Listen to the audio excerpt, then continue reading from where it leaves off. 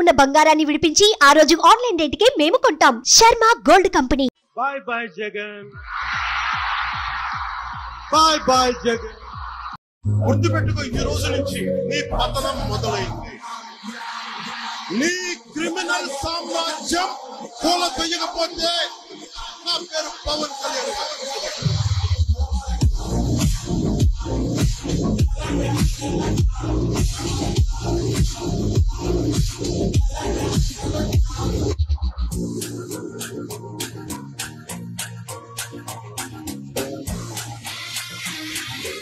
Trends చూస్తే, ఫలితాలు చూస్తే మొత్తం ఏపీలో వన్ సైడ్ గా ల్యాండ్ స్లైడ్ విక్టరీ మనకి చాలా స్పష్టంగా కనిపిస్తోంది. తెలుగుదేశం పార్టీ, బీజేపీ అలాగే జనసేన ఈ మూడు పార్టీలు కలిసి ఉన్నటువంటి ఎన్డీఏ కూటమికి ప్రజలు బంపర్ హిట్ మెజారిటీని ఇచ్చారు, బంపర్ హిట్ సీట్లను ఇచ్చారు. బంపర్ హిట్ లో ప్రభుత్వాన్ని మెజారిటీ సీట్లను సంఖ్యనిచ్చి ప్రభుత్వాన్ని ఏర్పాటు చేసే అవకాశాన్ని ఏపీ ప్రజలు ఈ కూటమికి ఇచ్చారు. అయితే ఇక్కడ జనసేన పార్టీ చాలా క్లియర్ కట్ గా విక్టరీ వైపు దూసుకెళ్తుంది. పవన్ కళ్యాణ్ తీసుకున్నటువంటి నిర్ణయం వల్ల దాదాపుగా జనసేన పార్టీ మొదటి నుంచి కూడా అందరూ చెప్తూనే ఉన్నారు, తక్కువ సీట్లకే పరిమితమైంది జనసేన పార్టీ. దాదాపుగా 50 చోట్ల పోటీ చేయాల్సినటువంటి జనసేన పార్టీ కేవలం 21 స్థానాలకే ఎందుకు పరిమితమైంది?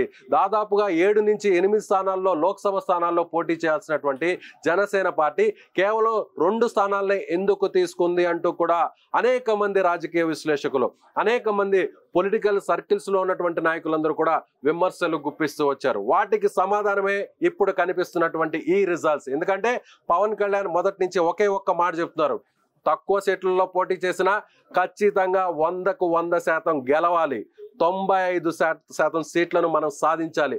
అప్పుడే జనసేన పార్టీకి ఉన్నటువంటి బలం ఏంటో రాజకీయ వర్గాల్లో మనం చూపించగలుగుతామని పవన్ కళ్యాణ్ మొదటి నుంచి చెప్పారు.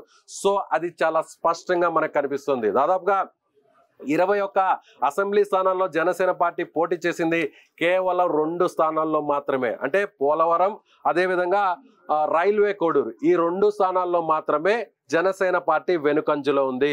మిగిలినటువంటి 19 స్థానాలు మనం ఒకసారి చూస్తే పిఠాపురంలో పవన్ కళ్యాణ్ దాదాపుగా 30,000 40,000 పైచిలకు మెజారిటీతో ఆయన ఆధిక్యతను కొనసాగిస్తున్నారు.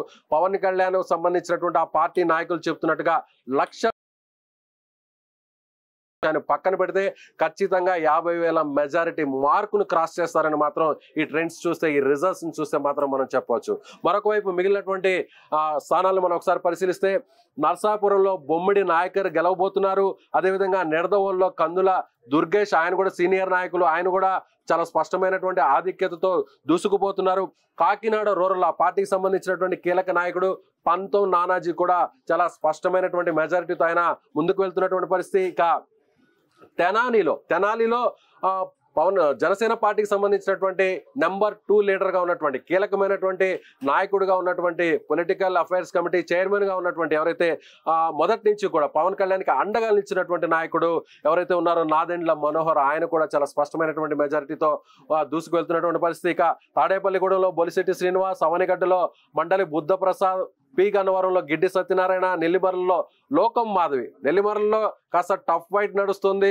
ఇక్కడ అటు వైసీపీకి అలాగే జనసేన పార్టీకి మధ్య హోరాహోరీ పోటీ నడుస్తుంది. అయినా కూడా అక్కడ జనసేన పార్టీ లీడ్ లోకి వచ్చినటువంటి పరిస్థితి చాలా స్పష్టంగా కనిపిస్తున్నటువంటి సిచ్యువేషన్ అక్కడ ఉంది. ఇక అనకాపల్లిలో చాలా సీనియర్ నాయకుడుగా ఉన్నటువంటి కొనతాల రామకృష్ణ, ఆయన రీసెంట్ గా పార్టీలో చేరారు. సో ఈయన ఖచ్చితంగా ఈయనకు కూడా ఒక క్యాబినెట్ లో బెర్త్ గ్యారంటీ అనేటువంటి మాట అనిపిస్తుంది. సో ఆయన కూడా చాలా స్పష్టమైనటువంటి ఆధిక్యతలో దూసుకువెళ్తున్నటువంటి పరిస్థితి. ఇక రాజానగరంలో బత్తులో బలరామకృష్ణ, ఆయన చాలా స్పష్టంగా లీడ్ లో ఉన్నారు.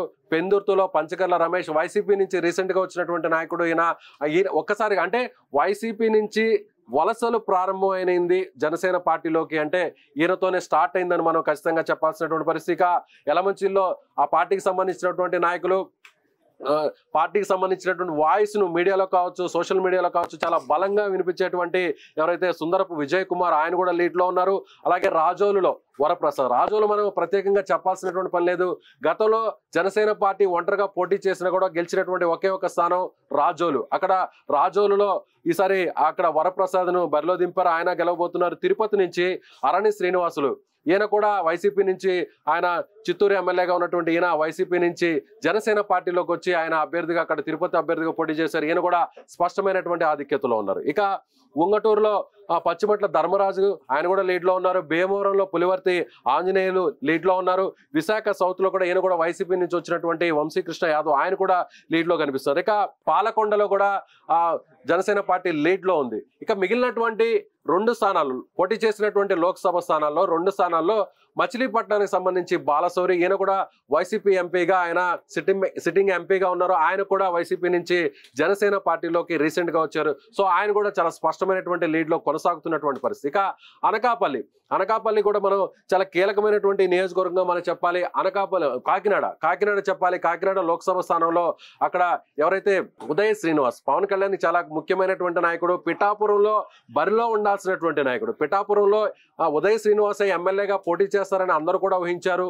సో చివరకు పవన్ కళ్యాణ్ పిఠాపురంకి ఆయన మారాల్సినటువంటి పరిస్థితి వచ్చింది. గాజువాక భీమవరంలో కాకుండా ఈసారి పిఠాపురంలోనే పోటీ చేయాలని అక్కడ ఉన్నటువంటి క్యాడర్ అంతా కూడా గట్టిగా డిమాండ్ చేయడంతో, పార్టీ నాయకత్వంతో కూడా అక్కడే పోటీ చేయాలనేటువంటి ఆలోచన చేయడంతో సో ఆయన స్థానాన్ని పవన్ కళ్యాణ్కి ఇవ్వడంతో పవన్ కళ్యాణ్ సో ఉదయ్ శ్రీనివాస్ని కాకినాడ ఎంపీగా బరిలోకి దిప్పినటువంటి పరిస్థితి. సో ఉదయ్ శ్రీనివాస్ కూడా ఆయన చాలా స్పష్టమైనటువంటి మెజారిటీతో దూసుకు వెళ్తున్నటువంటి పరిస్థితి. సో ఓవరాల్ గా చూసే జనసేన పార్టీ తక్కువ స్థానాల్లో పోటీ చేసింది అని చెప్తున్నటువంటి ఎవరైతే విమర్శలు చేసేటువంటి రాజకీయ ప్రముఖులు, రాజకీయ పార్టీ నాయకులు, విశ్లేషకులు, అలాగే తనను వ్యతిరేకిస్తున్నటువంటి వారందరికీ కూడా ఈ రిజల్ట్ తోనే పవన్ కళ్యాణ్ సమాధానం చెప్పారని చెప్పాలి.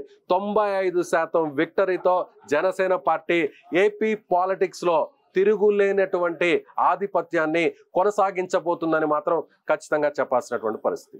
సుమన్ టీవీలో మీ పర్సనల్ అండ్ బిజినెస్ ప్రమోషన్స్ కోసం కింది నెంబర్కి కాంటాక్ట్ చేయండి.